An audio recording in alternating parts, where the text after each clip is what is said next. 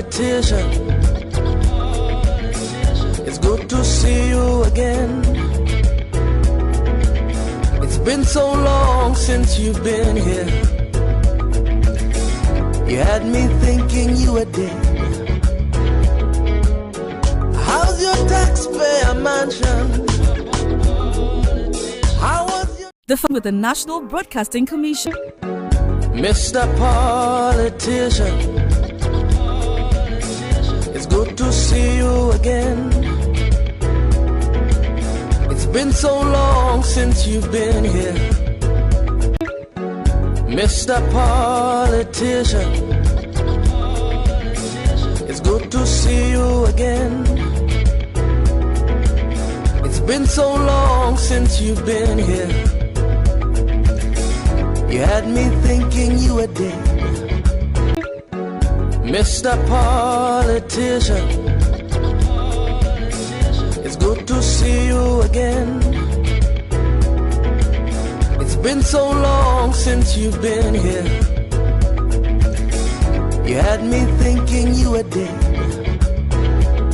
So much for tuning to Unity 93.3 FM. Today is Monday, the 20th day in the month of November 2023, and of course Petrus Adamu Ije remains my name, and the program remains Unity Trend, your number one socio-economic and socio-political program on radio and on TV.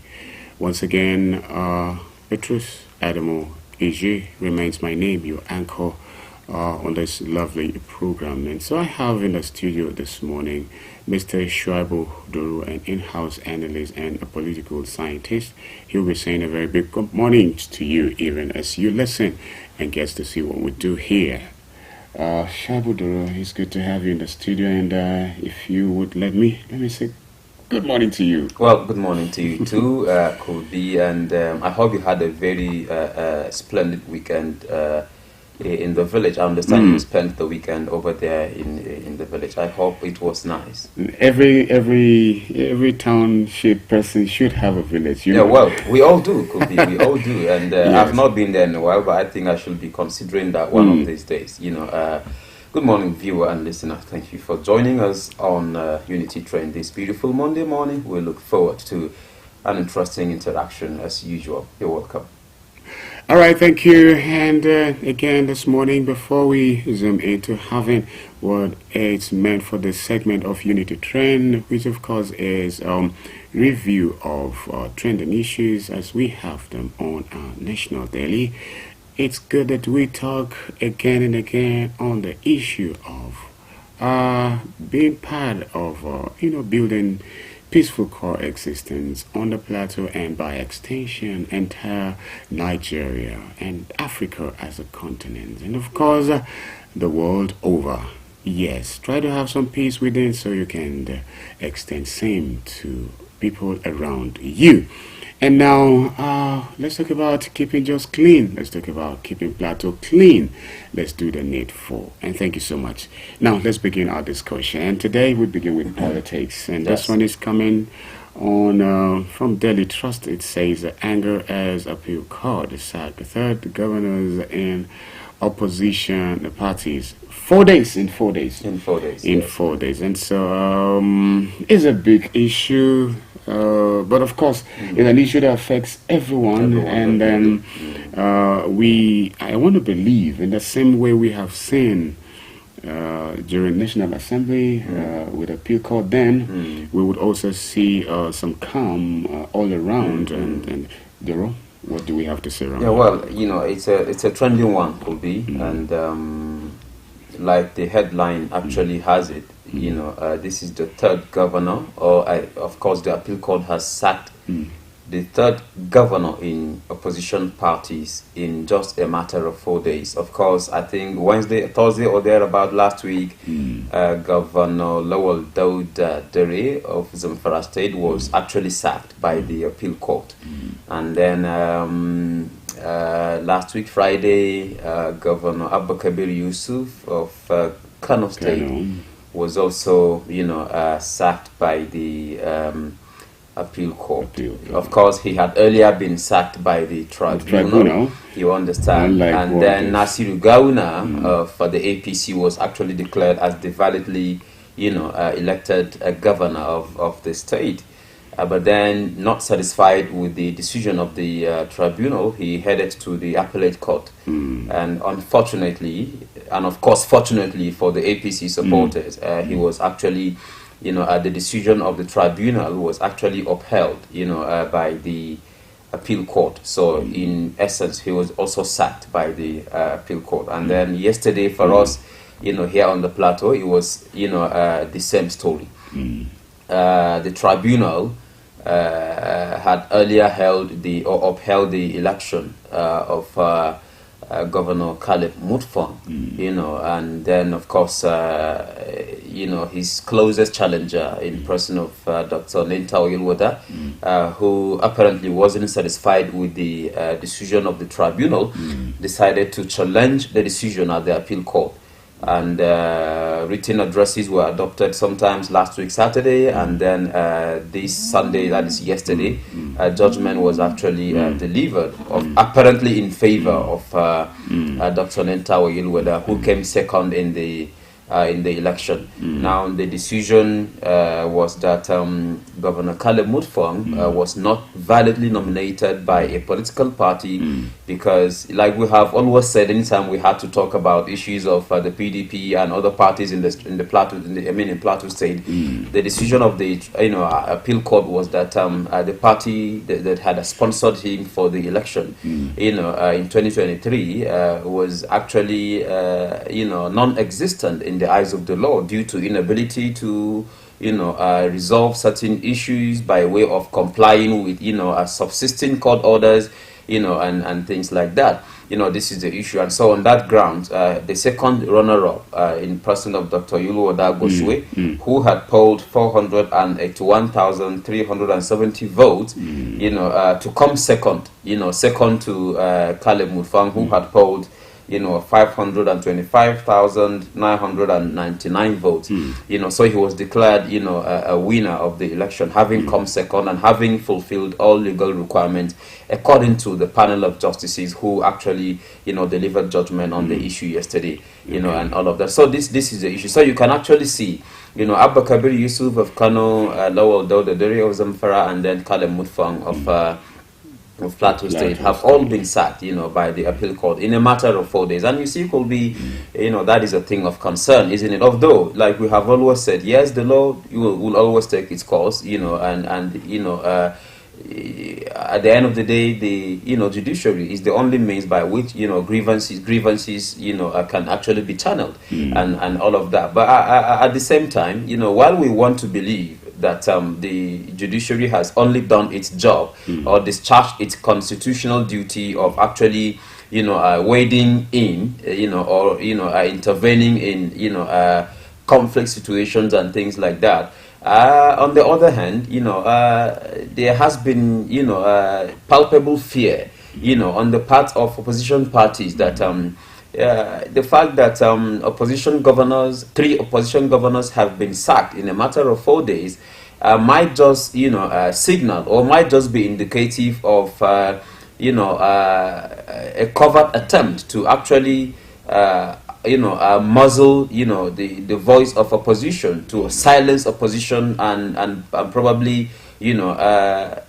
impose a one-party system on the Nigerian state. This has been the suspicion. Wow. For example, I'm aware that Ambassador Ilyasu Damagum, the acting national chairman of the APC, had actually raised the alarm last week. He had actually, when Abba Kabir Yusuf was sacked, when Lawal Dere of Zamfara was actually sacked, he had actually, alleged that the manner in which these things are actually going, might just be indicative of a covert attempt by the ruling APC to actually reduce Nigeria to a one-party state.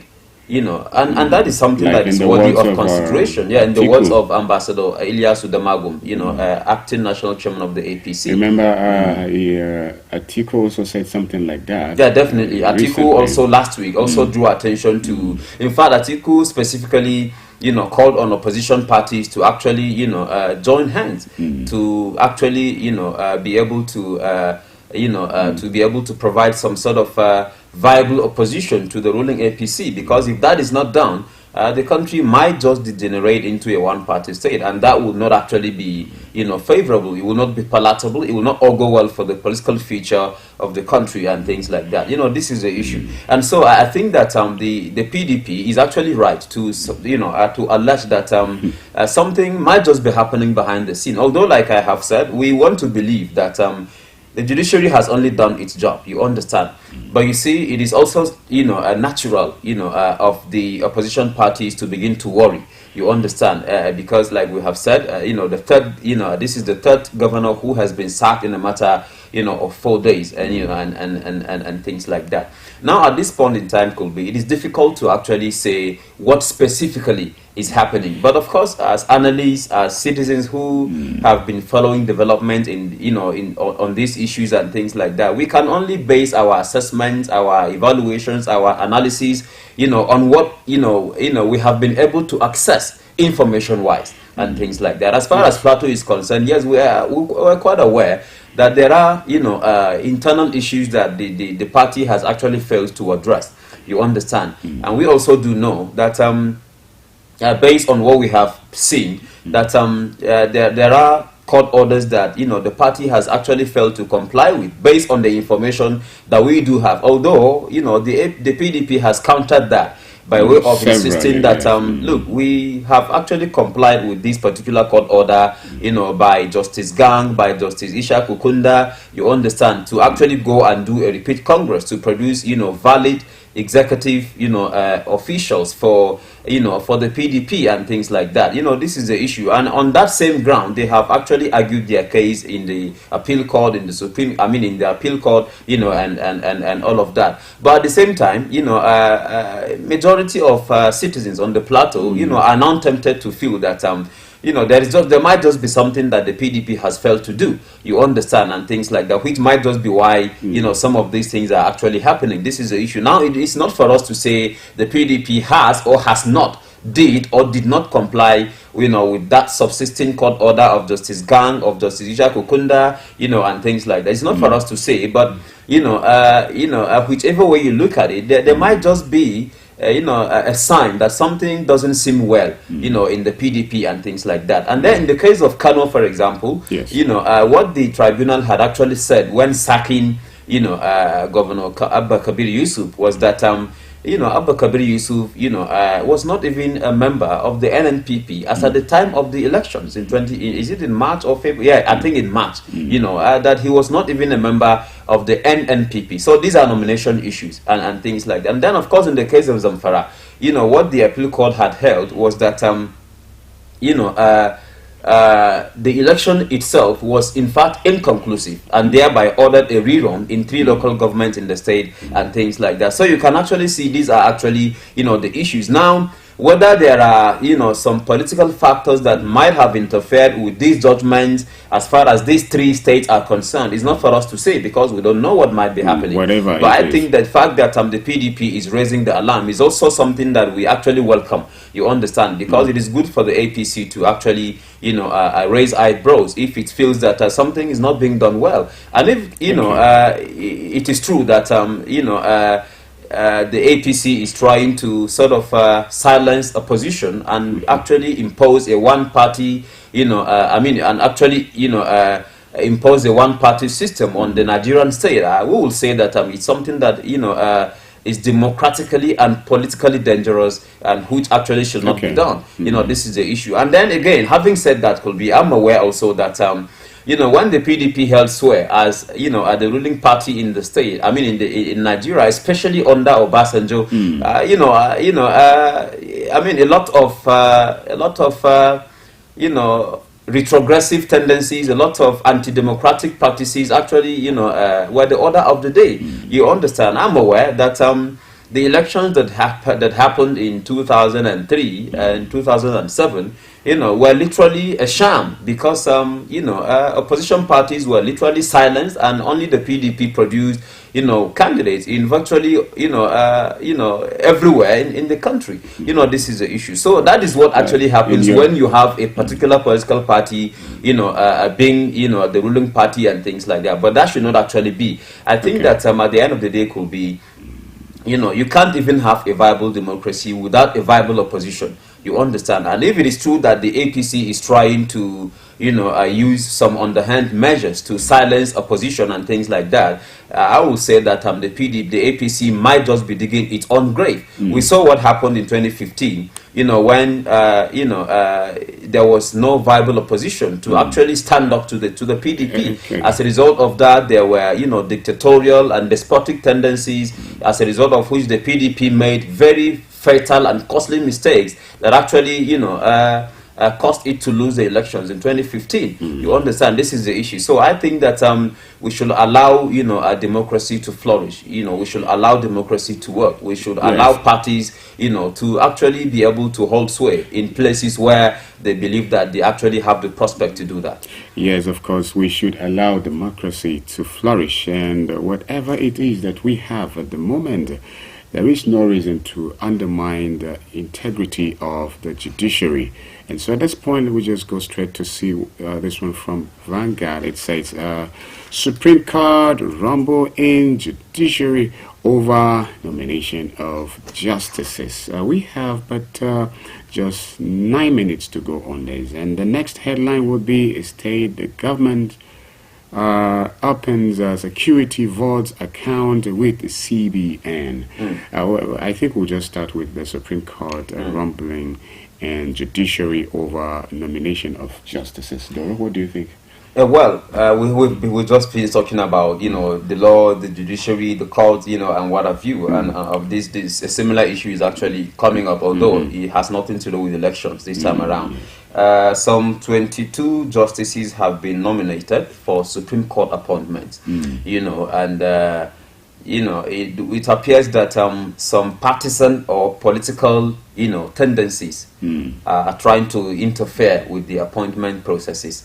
Some retired, as a result of that, some retired and senior justices of the Supreme Court are actually raising eyebrows. They're actually saying that they are not quite comfortable with the manner it is being done, because apparently some political factors are sort of interfering with the appointment processes, with the selection processes and things like that. And if that actually is allowed to happen, it's not going to all go well for the future of the country, for the future of democracy, for the future of the judiciary, for the future of even, Nigerian citizens. Like we have always reminded, could be the judiciary, is the bastion of justice. It is the last hope of the common man, right? We've seen